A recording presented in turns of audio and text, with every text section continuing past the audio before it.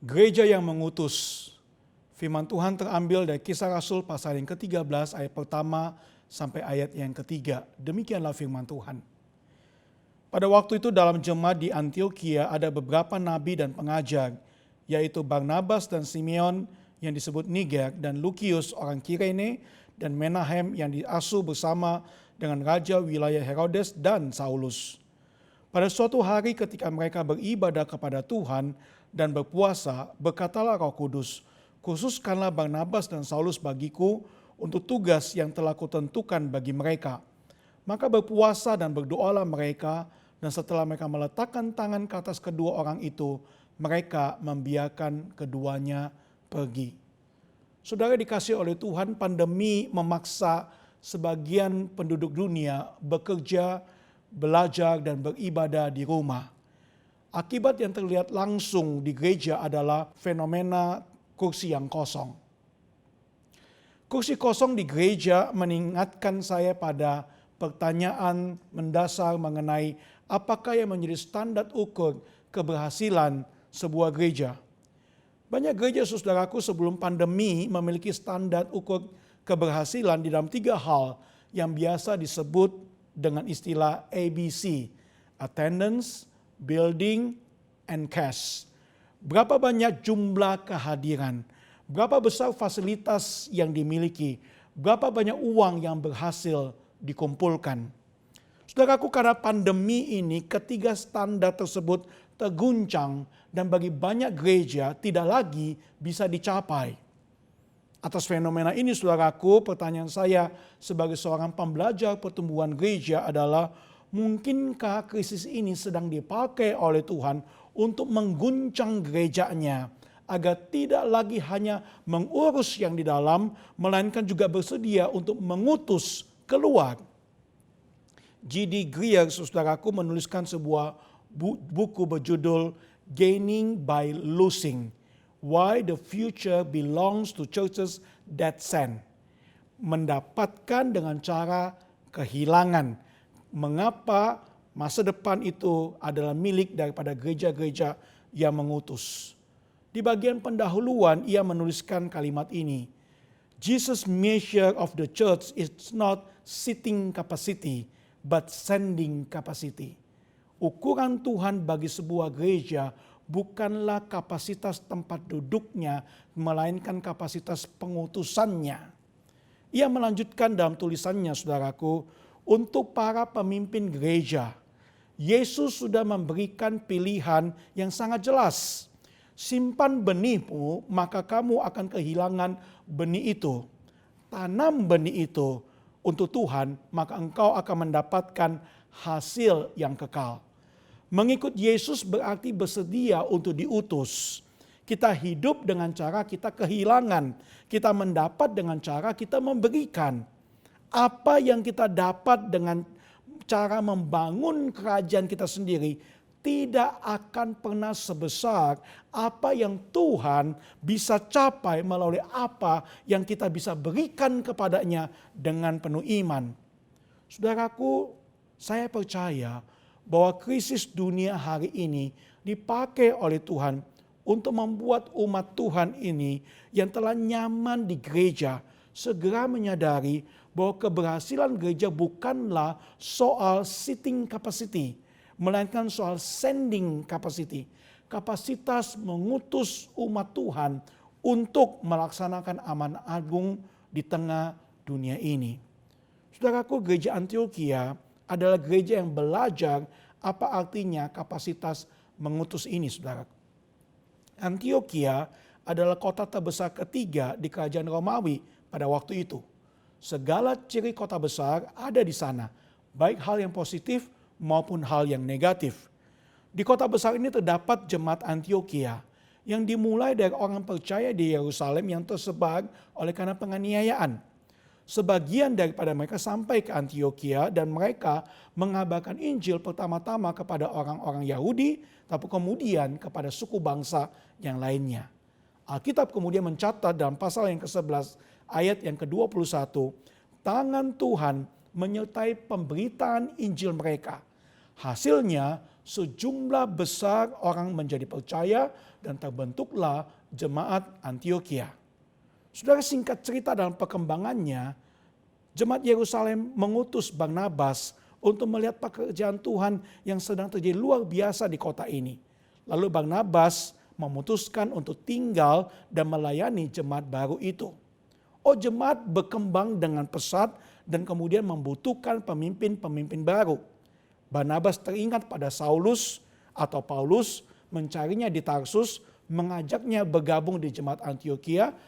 Paulus bergabung dan jemaat makin berkembang di bawah kepemimpinan dua pemimpin yang hebat ini. Pasal 13 jemaat masuk ke dalam babak yang baru, saudara. Dimulai dengan gambaran terkini tentang kondisi jemaat Antiokhia. Mereka sekarang memiliki 5 pemimpin yang baik. Barnabas, Paulus, Simeon, Lukius, dan Menahem.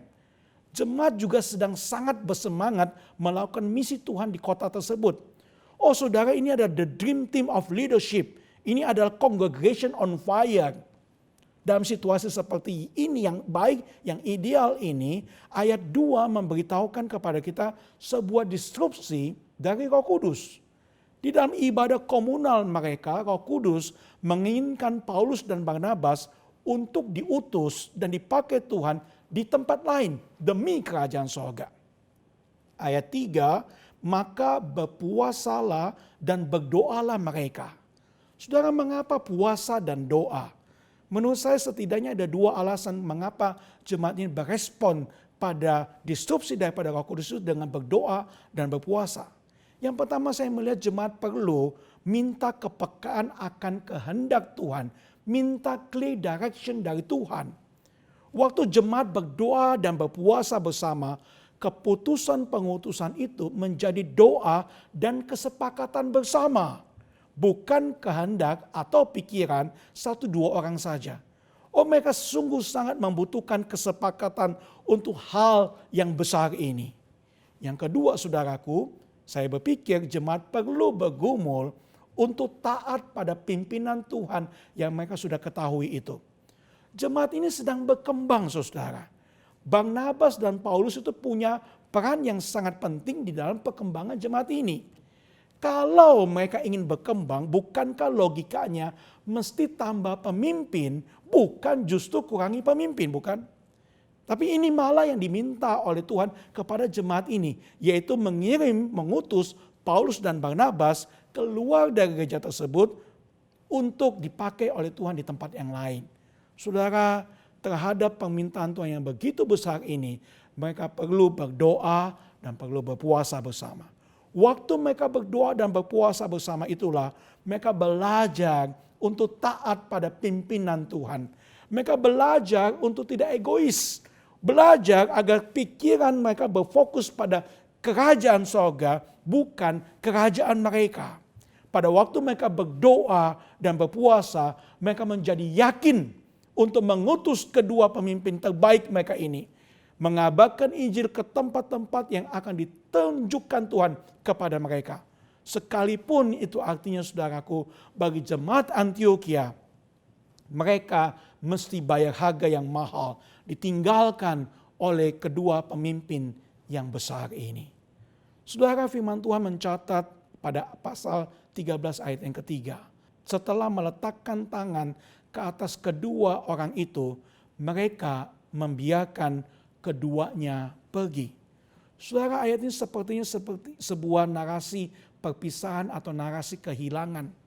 Namun saudaraku, ini bukan sebuah narasi perpisahan, apalagi narasi kehilangan. Ini ada narasi pengutusan. Jemaat yang bersedia mengutus yang terbaik dari mereka bagi misi Tuhan. Narasi ini juga bukan sebuah narasi penutup kisah jemaat Antiokhia. Pasal 14 menggambarkan sebuah narasi perjumpaan kembali. Perjalanan misi pertama Paulus dan Barnabas ditutup dengan mereka kembali kepada jemaat pengutus mereka. Untuk apa? Kisah Rasul 14:27 berkata demikian. Setibanya di situ, mereka memanggil jemaat berkumpul. Lalu mereka menceritakan segala sesuatu yang Allah lakukan dengan perantaraan mereka. Dan bahwa Ia telah membuka pintu bagi bangsa-bangsa lain kepada iman. Saudara, lihatlah sebuah narasi perayaan. Jemaat berkumpul bersama merayakan anugerah Tuhan. Bagi gereja yang dipercaya mengutus. Bagi Paulus dan Barnabas yang taat untuk diutus. Dan bagi buah-buah pelayanan dari gereja yang terlibat di dalam missio Dei, misinya Tuhan bagi kerajaan sorga. Saudara dalam Tuhan, kita hari ini sedang berada dalam masa pandemi. Gereja-gereja dan jemaat-jemaat rindu sekali untuk bisa kembali dengan segera berkumpul di dalam gereja, merayakan ibadah bersama di rumah Tuhan. Hal yang indah, hal yang baik, hal yang kita nantikan bersama. Saudara, saya ingat kalimat daripada Carl Vatters, seorang hamba Tuhan di California, ketika desakan itu juga datang pada dirinya. Ia kemudian memberikan sebuah statement dengan pernyataan, stay out of the building. Tetaplah tinggal berada di luar gedung gereja tersebut. Saudara, dia berkata kalimat ini sebagai penjelasan. Bisa berkumpul kembali di gedung gereja adalah hal yang penting. Namun, demi kepentingan jemaat, demi kepentingan komunitas di luar gereja, dan demi Tuhan yang kita layani, pelayanan kita yang terkuat perlu tetap berada di luar gedung gereja. Sebab di sanalah hidup banyak orang diubahkan. Di sanalah Kristus perlu disaksikan. Di sanalah tempat kita bisa mendapatkan bahan bakar yang akan mengobarkan api jemaat Tuhan yang bersaksi dan diutus Tuhan ke tengah dunia ini. Supaya pada waktu mereka kembali ke dalam rumah Tuhan untuk beribadah menyembah Tuhan dengan api yang berkobar itu akan menyatukan umat Tuhan yang telah diutus itu dalam sebuah ibadah perayaan. Saudara, inilah panggilan Tuhan buatku dan buatmu, buat gereja Tuhan. Bukankah benar umat Tuhan seharusnya diutus di tengah dunia ini?